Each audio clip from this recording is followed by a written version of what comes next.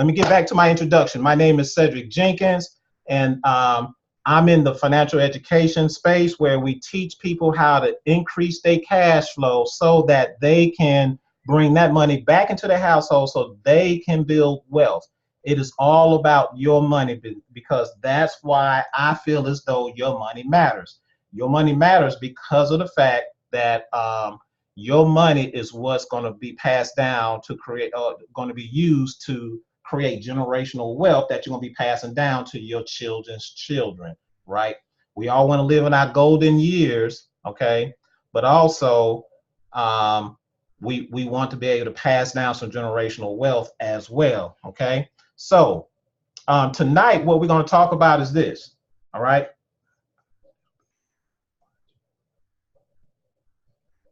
Okay, so tonight we're going to talk about debt, all right? Now, before we can even talk about passing down generational wealth, we need to know what our money holes are, right? And debt is one of those money holes that we all as consumers or taxpayers all deal with, okay? We all deal with that. And so we got to understand that debt is a curse, not a blessing. All right, debt is a curse, not a blessing. And so we want to get the curse out of the way so that way we can get to the promise, which is the financial promise of prosperity. All right, so tonight I want to talk about something very simple that we normally face, and that is debt, dealing with credit cards or loans and things of that nature. And what I want to show and demonstrate is that for someone that has a credit card balance of $5,000 is making somebody else rich, namely the bank, because that's who we paying the debt back to. There is a Bible verse that says you'll be a slave. The borrower is slave to the lender, right? And I'm going to show you tonight how that is. By the numbers, right? So allow me to share the screen real quick. Let me get my screen ready here for a second. Hold on. Okay. And we are going to get this started.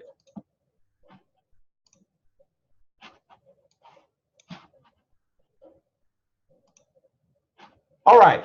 So as you can see, give me a second here. Let me get my chat screen up. All right, everyone that's connected, I want y'all to tell me now. I'm not looking at Facebook, and I know that's streaming out there in Facebook land, but I want to know for the folks who are on the Zoom call, can y'all see the screen? Somebody in the chat screen, let me know that you can see it. Okay. Now, you see the title. The title says Bloody Mess. And after I go through this demonstration, you're going to see why it is a bloody mess. All right. So this is going to be a quick webinar on about a $5,000 credit card balance. Okay. So let's get this started. Let's get this started. So here's what we want to do. We want to see how does a credit card carrying a balance from a credit card or even a loan, if that matter, how does that makes the bank rich? Okay, because just so you know, when you borrow something, you're not paying the amount that you borrow. You're paying the amount that you borrow plus interest. Now I know that sounds a little elementary to a lot of folks. You're probably saying, well, Sid, tell me something I don't know. All right, but that is the case. But what you don't know is this: how much of your money that you paying back to the debt is making the bank rich. Now that's what Sid does know that a lot of folks don't know, that I'm going to demonstrate to y'all folks tonight. All right, so let's get this started. All right, now if I get my mouse right, so here's what we're going to do. So you owe, good grief, you owe $5,000. This is let's just say we're dealing with a credit card. This is your balance. You owe $5,000 on your credit card. All right. Now, This is your monthly payment of $100. You're making a bare minimum because you check the check. You can't afford, or some folks can afford to make extra payments. So they count it all joy when they meet all their monthly bills with minimum payments. All right. All likelihood, we all count we all count it all joy when we're able to make all our monthly bills, right? To include our consumer bills. Now this is strictly talking about consumer bills. We're not talking about utilities, things of that nature, because they're not tied to interest. I'm talking about bills you have that are tied to interest. And so when we make these minimum payments on time, we count it all joy because of the fact our money is being stretched for other things. All right. So this is your monthly payment on a $5,000 credit card balance. All right. So now here's some other information that you need to know. All right. For example, all right, this is an example because I know somebody's gonna say, where you get the 21%? Well, if you got bad credit, guess what? If your credit score is low, then your interest rate on your credit card is gonna be high. Plain and simple. Everybody knows that, right? So we're going off the premises that this annual percentage rate for this credit card is 21%. All right. Now, here's the thing that we need to do. We need to find out what's our monthly percentage rate. Okay. Every day you're accruing interest on this debt. All right. So we're not going to calculate what you're accruing every day. We're just going to accrue it for every 30 days. All right. So here's the formula for finding out what's your monthly rate. You're going to take 21%, which is the APR from your credit card, and divide that by 12. This is what you come up with is 1.75%. I think that's very elementary to know. Okay. To find out what your monthly rate is, you take the credit card interest rate and divide that by 12, and that will give you your monthly percentage rate. Okay. Now, next thing we need to find out is the monthly payment that you're making, which is $100. We need to find out how much of that $100 is going to interest. Okay. How much of that is going to interest? So how do we figure that out? Okay, here's how we get that, how we figure it out. You take the monthly percentage rate times your credit card balance. And as you can see, 0.0175 times $5,000 equals $87.50. So that's how much of your monthly payment is going to interest. Hopefully everybody follow me on this, okay? That's how much of your monthly payment is going to interest. Now, you need to know how much the remaining amount is going to principal, okay? And basically, all you got to do is subtract the $87.50 from $100, and your remaining amount is going to principal is $12.50. Now, for anyone that's in banking or don't understand that in order for you to pay off any loan that's tied to interest, principal reduction has to happen first, or principal reduction needs to occur in order for you to pay off a loan that's tied to interest. But what happens is this, and I know this because I used to be a programmer for a local bank here back in my early computer days for a bank. And I had coding in my banking system for commercial loans and installment loans to where anytime a payment comes into the system, my code will go out there and take and satisfy interest first, and then what's ever left over satisfy interest. Okay, so now what happens is when you're tied to a loan, majority of your money is going to interest and is not making a dent to your remaining balance because of majority of money is going to interest. Okay, nothing is going to principal, and that's what lowers your balance amount. All right, hope everybody understand that. How here's your reality. Okay, here's what happens. We're going to find out how long it takes for you to pay off a $5,000 loan at $100 at bare minimum a month. All right. This is the formula: $5,000 divided by your principal amount, which is $12.50. That equals 400 months. Okay. That equals 400 months. All right. Now, here's your sentence. All right. Here's your sentence. And basically, we're going to figure out how many years that is. All right. And look how many years does it take for you to pay off a $5,000 credit card balance at $100 a month minimum. 33 years. Okay. So basically, you took 400 months divided by 12, and that gives you 33. So now, how much did the bank earn off of this? So everybody want to know how much the bank earned off of this, right?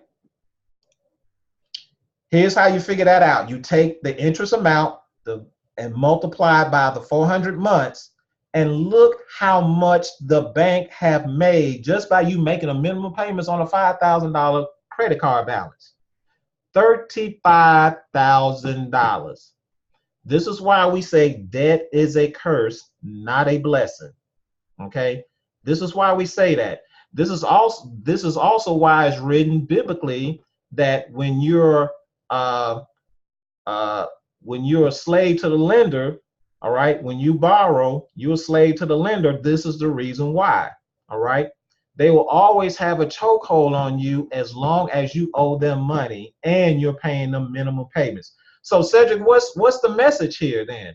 First of all, making minimum payments is only going to make the banks richer. You have to get your cash flow up in order for you to make extra payments. Then you're probably saying, well, Cedric, how do I get my cash flow up? Because I'm check to check as it is. Okay. Well, here's the answer. I have some business partners that are on here live, right? And if they shared this video with you and you want to figure out how to get out of this debt to debt or this paycheck to paycheck rat race, I want you to contact them, okay? Because in this program that we have what you call a debt elimination program. But alongside of that, we have some financial education. We have some tax saving tips. We also have some investment tips that's going to help you increase your household cash flow. All right.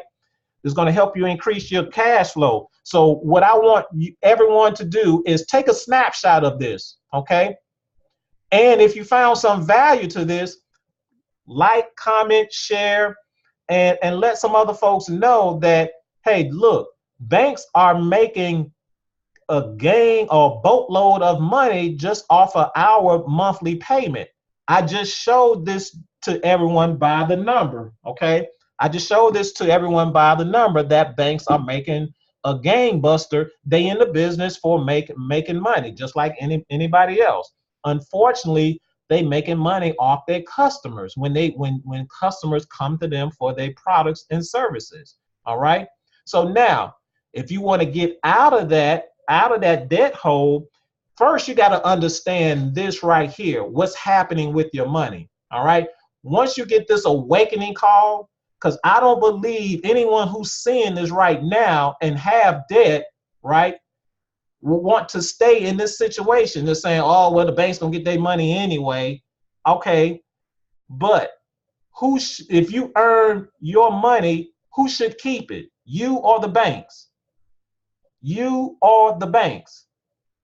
Ask yourself the question, can you afford to give a bank $35,000 off of your $5,000 that you just borrowed from them? Can you afford that? Can your children's children afford that? This is where you have to look at this and say, I need to do something about this. And we can help you. All right. Again, we have some business partners that are here live. And if they share this link or this video with you, I want you to get back with that person to find out how you can get out of the bloody mess. All right. Get with that individual to find out how you can get out of this bloody mess. get with a program, what we call income shifting, to where you can learn some financial strategies, not only to get out of the bloody mess, but lower your taxes by on average of 33% or more. Fix your credit score. All right, fix your credit score. Help you learn how to build your emergency fund, and then also help you build your retirement fund, because we all know everybody's not going to work for the rest of their entire life. But in your retirement years, where do you have income for life?